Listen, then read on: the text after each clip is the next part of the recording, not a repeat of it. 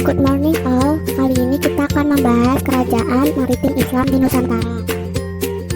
Kelompok kami akan membahas yang pertama, teori masuknya Islam ke Nusantara.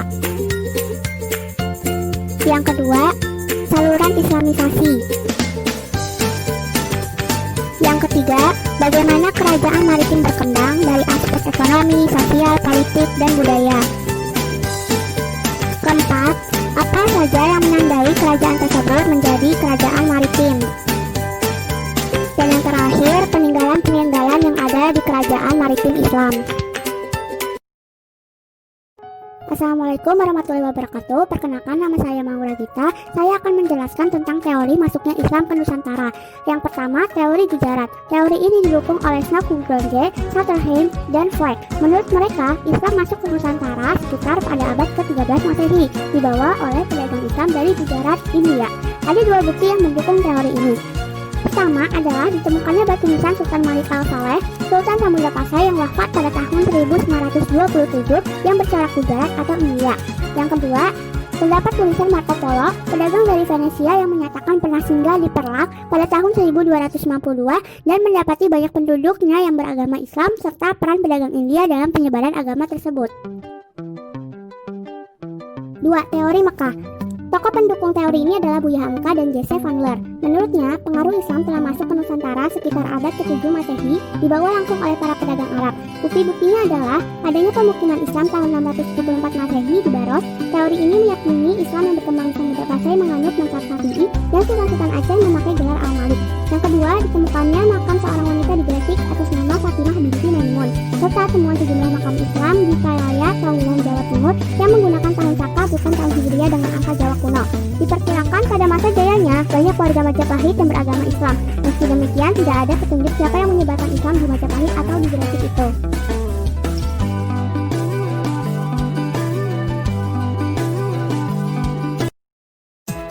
Teori yang ketiga adalah teori Persia. Teori ini didukung oleh Husain Jajadiningrat. Menurutnya, Islam di Indonesia dibawa masuk oleh orang-orang Persia yang sekarang menjadi Iran sekitar abad ke-13 Masehi. Bukti pendukung teori ini adalah adanya upacara tabot atau taboih, yaitu upacara memperingati meninggalnya Husain bin Ali dari cucu Nabi Muhammad di Bengkulu dan Sumatera Barat setiap tanggal 10 Muharram atau 1 Asyura. Upacara ini juga merupakan ritual tahunan di Persia. Gambar di bawah adalah contoh dari upacara tabot atau taboih. Yang kedua, terdapat kesamaan antara ajaran Sufi yang dianut Syekh Sufi Jenar dan Sufi Iran beraliran Al-Halaj.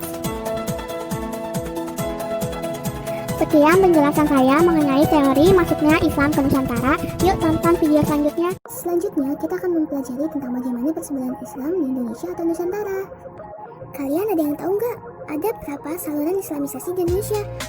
Ya, benar sekali. Saluran Islam di Indonesia ada 7, yaitu ada perdagangan, perkawinan, dakwah, pendidikan, kesenian atau budaya, tasawuf, dan juga yang terakhir politik. Yang pertama ada saluran perdagangan.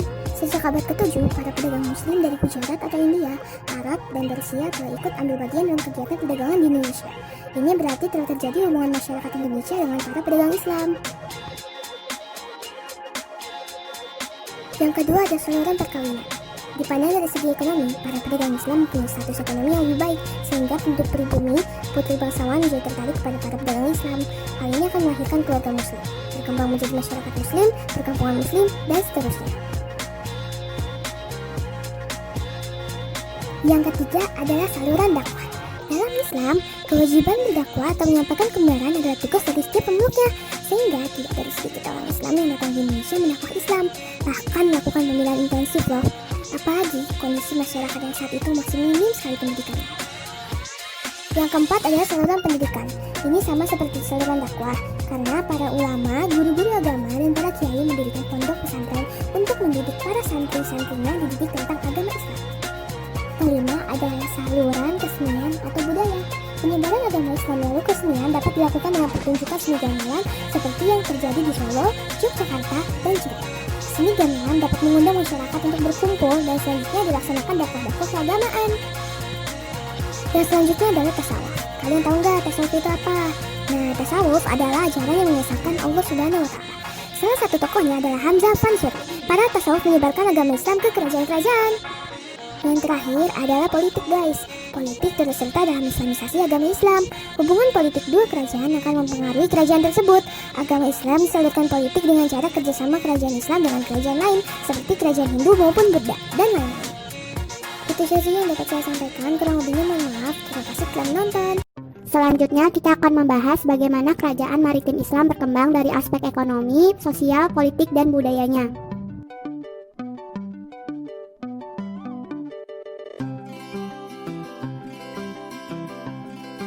Dalam hal perekonomian, komoditas Kesultanan Aceh adalah rempah-rempah dan bahan tambang seperti lada dan timah sangat melimpah di semenanjung Malaya. Jenis barang dagangan lainnya adalah beras, emas, tekstil, porselen, dan minyak wangi. Pada aspek sosial, meskipun Kesultanan Aceh merupakan negara Islam, kehidupan masyarakatnya tetap bersifat feodal. Dalam tatanan masyarakatnya, Aceh memiliki golongan bangsawan yang memiliki gelar tuku dan golongan ulama yang bergelar tengku. Kedua golongan ini sering bersaing berebut pengaruh dalam masyarakat. Pada masa pemerintahan Sultan Iskandar Muda, disusun sebuah undang-undang tentang tata pemerintahan yang diberi nama Adat Mahkota Alam yang ditulis dengan huruf Arab dan berbentuk syair Melayu. Iskandar Muda juga sangat memperhatikan kestabilan dan ketahanan kerajaannya. Oleh karena itu, ia membentuk militer yang kuat sehingga secara militer Aceh dianggap sebagai kesultanan terkuat pada masa itu. Pada aspek budaya, Aceh menghasilkan karya-karya di bidang sastra dan agama. Karya para ulama tersebut di antara lain, Hamzah Fansuri hidup pada masa Iskandar Muda dengan karya Tubyan fi Marifati al-Adyan, Syamsuddin al-Sumatrani dengan karya Miraj al-Mubatikin al-Man, Nuruddin Aheraniri dengan karya Sirat al-Mustaqim, dan Syekh Abdul Rauf Singkili dengan karya Miraj al-Tulab fi Fasyil.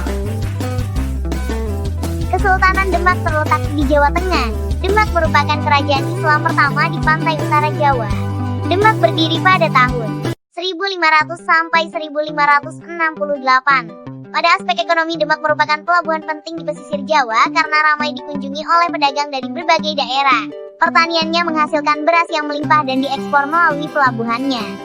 Sedangkan pada aspek sosial, masyarakat menjalankan kehidupannya dengan berpedoman pada ajaran agama Islam yang dibimbing oleh 9 Wali Songo. Wali Songo menempati posisi penting dalam masyarakat dan pemerintah kerajaan Demak.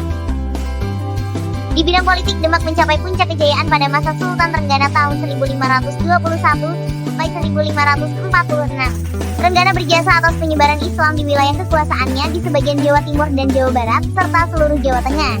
Sedangkan hasil kebudayaannya, Raden Patah mencintai kesenian. Ia membuat wayang, membangun Masjid Agung Demak, dan menciptakan seperangkat gamelan yang dinamakan gamelan Sekati. Perekonomian Kesultanan Banten sebagai pedagang perantara dan salah satu pusat niaga yang penting. Banten memiliki armada laut yang kuat. Banten juga menerapkan pajak atas kapal-kapal yang singgah di Banten. Pemungutan ini dilakukan oleh Syah Bandar yang berada di kawasan Pabean. Banten juga tetap bergerak di bidang agraris. Kegiatan sosial dalam masyarakat Banten yaitu terdapat kelompok bangsawan yang bergelar Tubagus atau Ratu Bagus, Ratu atau Said. Golongan lainnya yang mendapatkan keistimewaan yaitu ulama, pamong raja, dan kaum jawara. Kehidupan Kesultanan Banten mencapai kejayaan di bawah pemerintahan Sultan Ageng Tirtayasa. Banten semakin mengembangkan perdagangan dengan melakukan monopoli di atas lada di Lampung. Hal ini didukung oleh armada laut yang kuat. Hasil kebudayaannya yaitu terdapat tradisi yang dipengaruhi oleh Islam. Misalnya kesenian bela diri Demak. Sekitar tahun 1673 telah berdiri beberapa kelenteng di sekitar pelabuhan Banten. Pemindahan pusat pemerintahan dari Pajang ke Mataram pada tahun 1586 oleh Panembahan Senopati menandai berdirinya Kesultanan Mataram. Pusatnya berada di antara Kali Opak dan Kali Progo. Dalam ekonominya, Mataram menjadi negara pengekspor beras. Sultan Agung mengembangkan perdagangan ekspor dan impor melalui pelabuhan di pesisir utara Jawa, Tegal, Jepara, dan Kendal. Sedangkan kehidupan sosialnya, raja merupakan pemegang kekuasaan tertinggi, kemudian diikuti oleh sejumlah pejabat kerajaan. Di bidang keagamaan terdapat penghulu, khotib, naib, dan surantana yang bertugas memimpin upacara-upacara keagamaan. Di bidang pengadilan, dalam istana terdapat jabatan jaksa yang bertugas menjalankan pengadilan istana untuk menciptakan ketertiban di seluruh kerajaan. Diciptakan peraturan yang dinamakan angger-angger yang harus dipatuhi oleh seluruh penduduk. Aspek politik Kesultanan Mataram pada tahun 1615, Sultan Agung memulai ekspansinya untuk menyerang wilayah-wilayah pesisir yang belum takluk kepada Mataram. Pada tahun 1625, hampir seluruh Jawa berada di bawah kekuasaan Mataram. Sultan Agung pernah berusaha menguasai Batavia, pusat pemerintah VOC meskipun gagal. Hasil kebudayaannya berupa Sultan Agung menyusun karya sastra berjudul Sastra Gending. Ia juga menciptakan kalender Jawa, tumbuh kebudayaan kejawen, dan menyusun sistem penanggalan Jawi. Pusat pemerintahan Kesultanan Gorontalo berada di Makassar. Dalam ekonominya, Gorontalo sebagai bandar utama yang kaya akan rempah-rempah. Kesultanan ini disebut kaya akan beras, bahan makanan lainnya seperti daging dan kapur barus hitam. Gorontalo juga menjalin hubungan perdagangan dengan Tiongkok. Dalam tatanan sosialnya terdapat golongan bangsawan dan keluarganya disebut anak karung atau karaeng, sedangkan rakyat disebut kaum maradeka. Norma kehidupan sosial masyarakat Makassar diatur berdasarkan adat dan agama Islam yang disebut pangadakan. Di bidang politik, Gorontalo membuat undang-undang dan hukum perdagangan yang disebut Alopiloping Baca Nampa Baur. Lalu terjadinya perang Makassar dilatar belakangi oleh cita-cita Hasanuddin menjadikan Makassar sebagai pusat perdagangan di Nusantara bagian timur. Gorontalo juga terlibat perang dengan VOC tahun 1666 sampai 1669. Hasil budaya kesultanan ini adalah dibuatnya perahu pinisi untuk melakukan pelayaran. Kesultanan Ternate terletak di Maluku. Maluku merupakan wilayah yang kaya sekali akan rempah-rempah. Aspek ekonomi Kesultanan Maluku yakni hasil utama Ternate adalah rempah-rempah. Majunya perdagangan Ternate ditunjang oleh adanya persekutuan ulama yaitu Bacan, Obi Seram, Ambon, dan Ternate. Pada bidang sosial, di masa Sultan Zainal Abidin, syariat Islam diberlakukan. Bentuk organisasi keislaman serta penerapan syariat Islam ini menjadi standar yang diikuti semua kesultanan yang ada di Maluku. Aspek politik bangsa Portugis menjalin kerjasama dengan Ternate. Kerjasama tersebut adalah taktik Portugis untuk menguasai wilayah-wilayah Maluku. Aspek budaya terdapat pengaruh di bidang agama, adat istiadat, dan bahasa. Ternate juga berperan menyebarkan Islam sampai bagian selatan Filipina. Kerajaan ini memiliki wilayah yang sangat strategis yang membuat mereka maju dalam aktivitas perdagangan. Dalam ekonominya, jika menggunakan Selat Malaka sebagai perdagangan, Tidore adalah pangkal perdagangan. Sumber rempah Tidore ada di beberapa di Maluku, sehingga pasokannya selalu mencukupi kebutuhan sedangkan aspek sosialnya. Tidore telah menjadi pusat pengembangan agama Islam di kawasan timur Indonesia. Dalam menjaga keharmonisan, Tidore menyelenggarakan upacara adat. Kemunduran Tidore disebabkan karena diadu domba dengan Ternate oleh bangsa asing yang bertujuan untuk memonopoli daerah penghasil rempah-rempah. Pada hasil kebudayaannya terdapat upacara adat Legugem adat negeri, Ufukai daerah Setolopu, Ngampugon, dan lain-lain. Di samping ini adalah contoh gambar upacara adat Rora Akedango. Sekarang kita akan mempelajari tentang apa saja sih yang menandai sebuah kerajaan disebut kerajaan maritim. Kalau kalian ingin mengetahuinya, simak terus.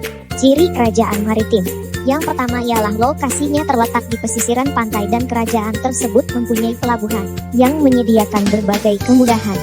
Apakah kalian tahu, masyarakat di kerajaan maritim biasanya mahir membuat kapal, menguasai ilmu pelayaran, dan mampu berlayar hingga Afrika Timur.